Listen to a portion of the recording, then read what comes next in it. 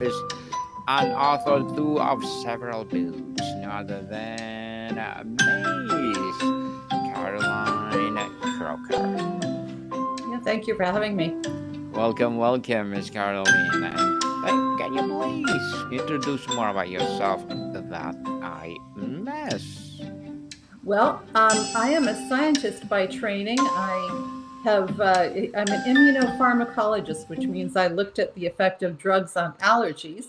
But Mm-hmm. when I retired, I thought about what is it I enjoy doing most about all the jobs I've had, and it's writing. So I decided I am just going to write books and I'm going to write whatever I please, and that's what I've been doing. Yes, definitely. If you have the passion of writing, please do so and stop procrastinating. And thank you so much for sharing your knowledge and wisdom to the world. Miss Caroline, thank you, thank you, thank you. And today let's talk about the writing process of all your books. So, looking across of all your books, what would you say is the unifying thread or core mission that connects them, and how has your understanding of the mission evolved from your first book to your most recent? Do you know, most of my books are true, but they're written like they're fiction. Now, of course, there's a couple that are not written like they're fiction. For example, the book on how to do microbiology in your kitchen. But certainly the World War II books are true. Those stories, those incidents actually happened. And the children's books are true as well, except, the books about the dog Clemmy. I tell people that she wrote the books. That's not actually true. I had to help her, but mostly all the books are true. So, Miss Caroline, you work often at tackles complex and sometimes controversial topics. How has your process for choosing a book topic changed over the years? Is it a calling, strategic decision, or something else entirely? There really is no strategy. I've just done what I enjoy. The very first book I wrote, um, I don't really want to go. I don't want to do that anymore. But certainly the World War II books, I was really fascinated by the stories of those people, and I wanted to show through them that all children suffer in war, not just the kids who went to the camps, although obviously they suffered too. But I really wanted to bring that story home by telling the story of those children through their eyes. Through their eyes, and that is a good thing to do, Miss Caroline. How do you picture as your ideal reader when you sit down to write, and what does the avatar change as you grown as an author and a public figure? Well, again, who reads my books depends on which book they're reading. The microbiology experiment book that you have up there, I wrote that for my students during a time of COVID. And then I did those experiments with my grandchildren. And so, it's really anybody who wants to see what bugs and germs are in their kitchen. But the World War II books, they tend to be more for adults and maybe teenagers, but not people younger than that. The books about my dog Clemmy, those are for children who are not reading yet. And the My Everyday series are for early readers, for chapter book reader children. So again, it just depends on which kid, you know, on which book you're talking about. Yes, and you have a free books tour for interested in Christianity. Tell us what it's all about. Do you know, those are books that have been given to me by a friend. And Okay. so they're not books I wrote. They're just books that a friend gave me, and I thought, I'll put them on my website. Why not? Why not? So, what is the single most important lesson you have learned about yourself through the act of writing and publishing multiple books? I think that I love writing. I have read about other authors and heard them talk about how they discipline themselves to write a certain number of words a day. That is totally not me. I have to discipline myself to do something else. I really enjoy the writing. Mm, I love the research, and it's been interesting to me to see how my training as a scientist has enabled me to do the research that is necessary to produce a good book, especially those books about World War II. It's been just fascinating to find out, oh, I can find information that nobody knew about. For example, in my book, Brave Face, that is about a little girl who grew up in the Netherlands during the occupation. And she was an eyewitness to the bombing of a building called the Kleikamp building. mhm, The Kleikamp building was where records of those who, well, of Dutch citizens were, including those in the resistance. And so the Allies bombed that building. But the little girl saw it happen and she noticed that the Nazis were keeping the people in the building as the building burnt to the ground. On that fount of all knowledge, Wikipedia, it says 20 or 30 people died.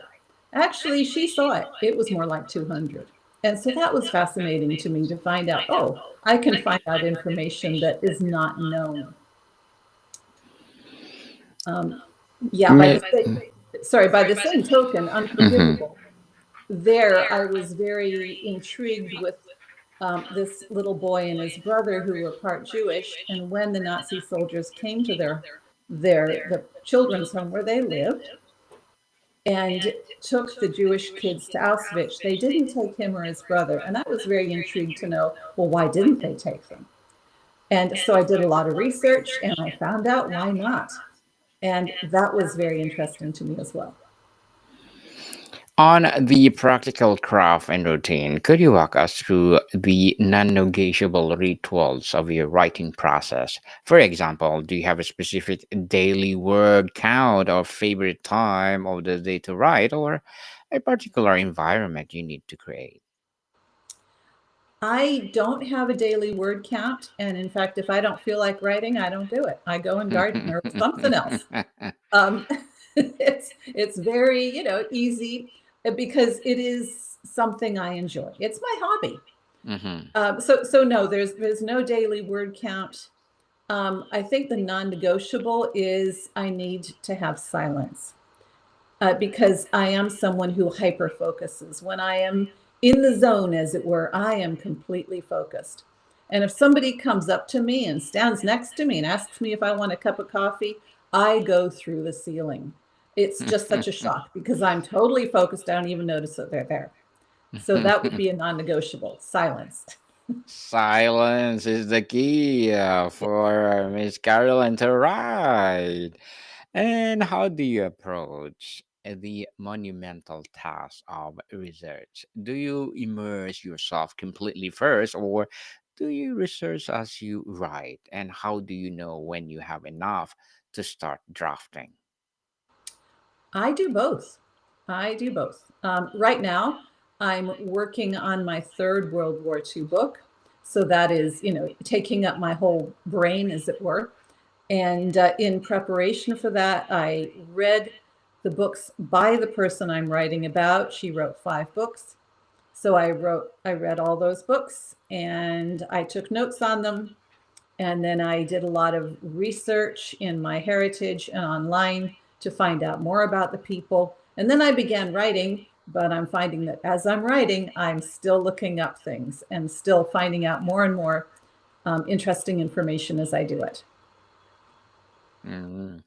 Many writers struggle with the structures. Are you meticulously outliner who plans every chapter, or do you discover the narrative as you write? Has your method changed under tight deadlines, if you do have?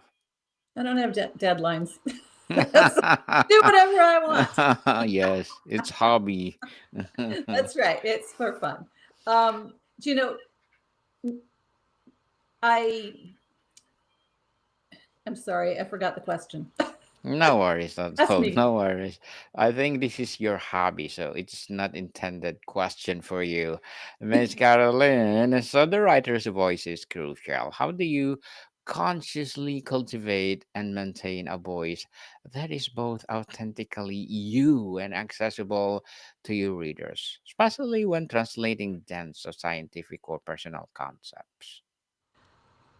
Well, I suppose I probably do have a voice when I write, but what I try and do is write in the voice of the person who's telling the story.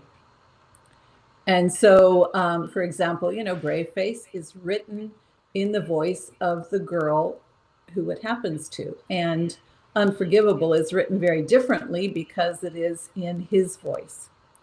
It's a little boy. And so and the girl in Brave Face is fairly hyperactive, a little bit of attention deficit going on there.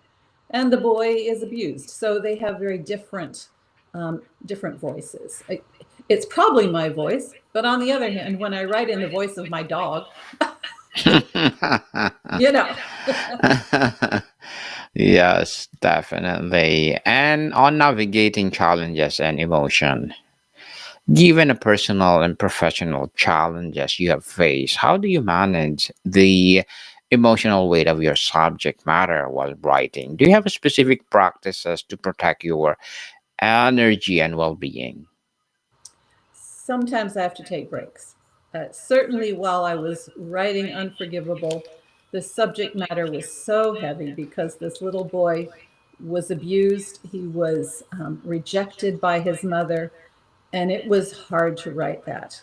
It was hard to write the scenes where he was being thrown against walls by the sisters, and when he saw the soldiers making off with his cousins and his friends, it was hard to write it. And so I had to take breaks. And what I do when I'm taking a break is I go and garden. I love gardening.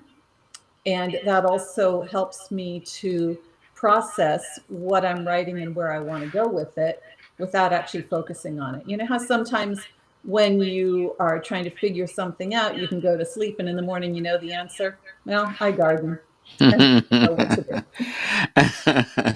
That's a good idea, Miss Caroline. So, writer's block is a common challenge. Can you describe a time you face a significant creative block while working on a book, and then what specific strategy you use to move through it? Well, actually, I thought I didn't ever have writer's block. And then I Mhm. discovered when it went away that I actually had it. And that's with the book that I'm writing right now. The truth was different.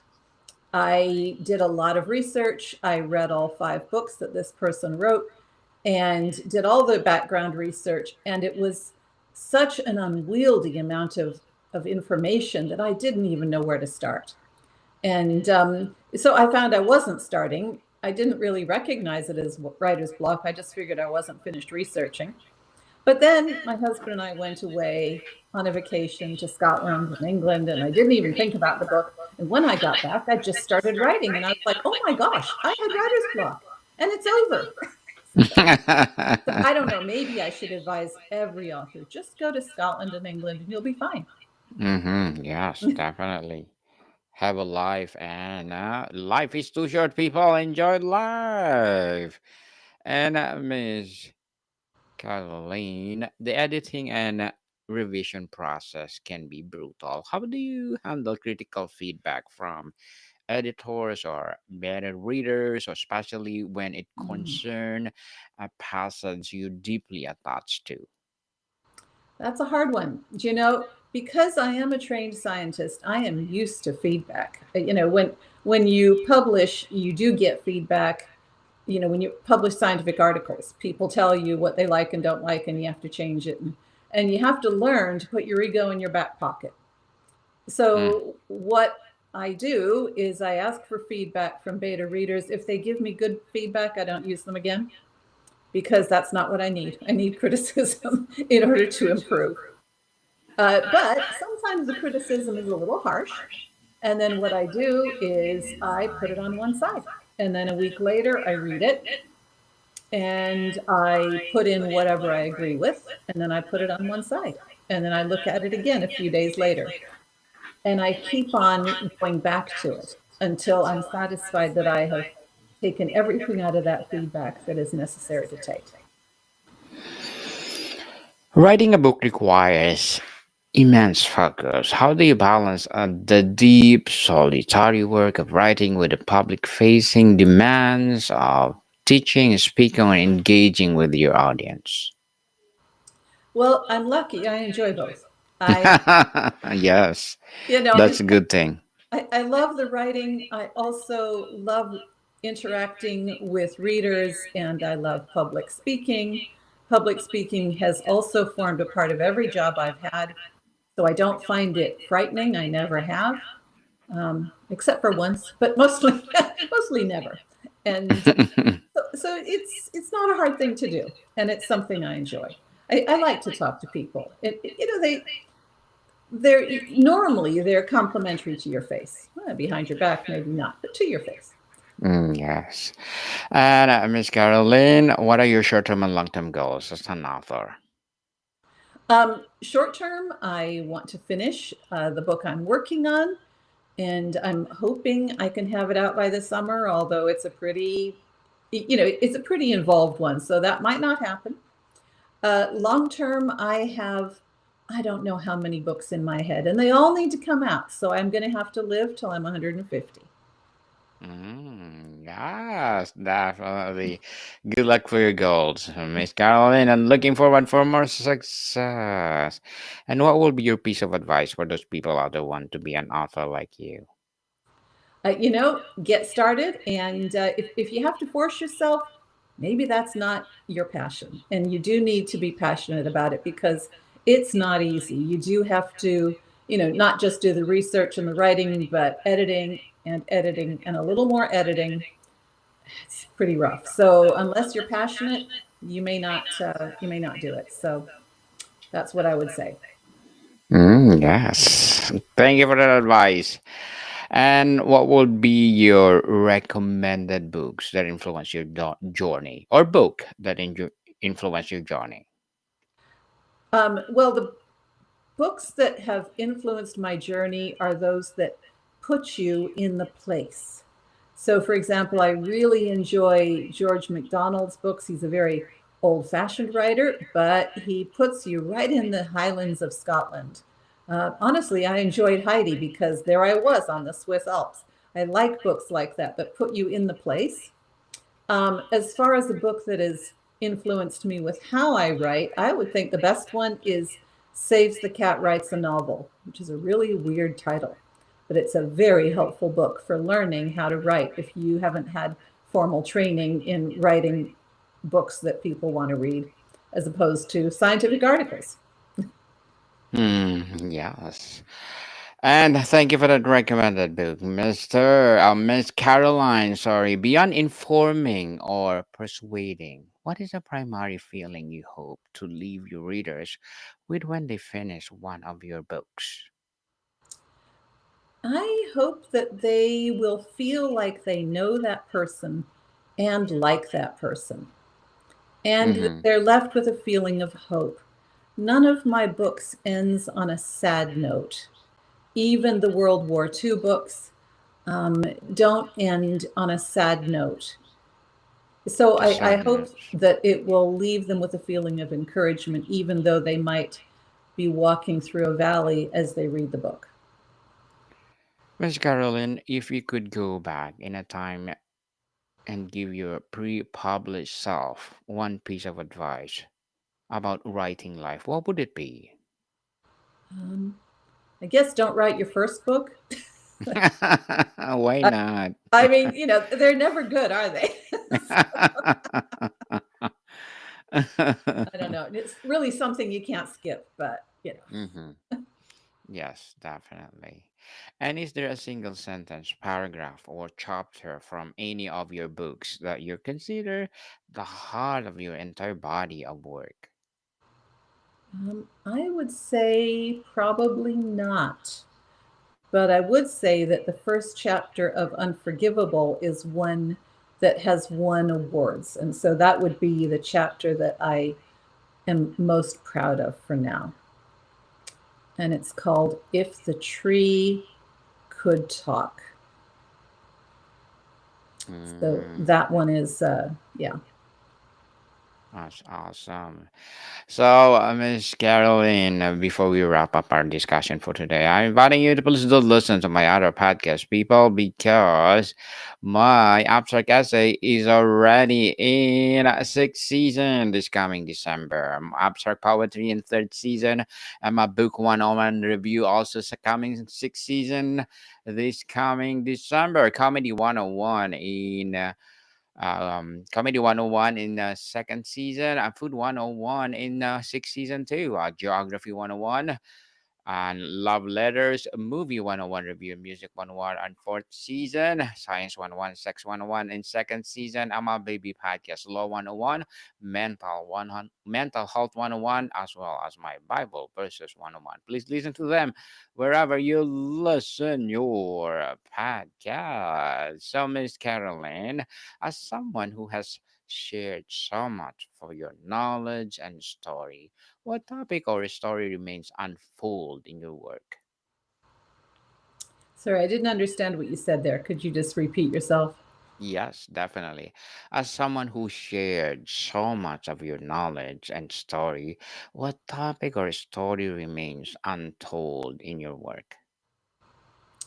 Ah, do you know, I would love eventually to write the story of my own life as a pastor's wife, uh, Okay. because there are so many funny things that happen throughout our life, and eventually it would be fun to write that, but not yet. I've got a lot of books first.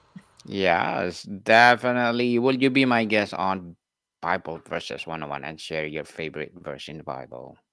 I would love to. Sound Yes, thank yeah. you so much. And Miss Caroline Crocker, thank you so much for sharing your books to the world. Thank you so much for giving or sharing your knowledge and wisdom to the world. So, can you please invite our listeners to support all your books? Thank you. I again, I didn't hear what you said. Yes, so can you please invite our listeners to support all your books? Yes, yes, please do. Please go to my website. It's called ramblingruminations.com because I don't stick to one topic. And there you will find my 15 books so far, and I will put every book I write, a link to it up there, and a description. So do follow me. And also, that's where you can find out how to book me as a speaker, and you can read my blogs, etc. Yes, people will support Miss Caroline Crocker because if you support her, for sure, more and more empowering books to come, more and more empowering speaking gig to come. So, Miss Caroline, thank you so much for your time.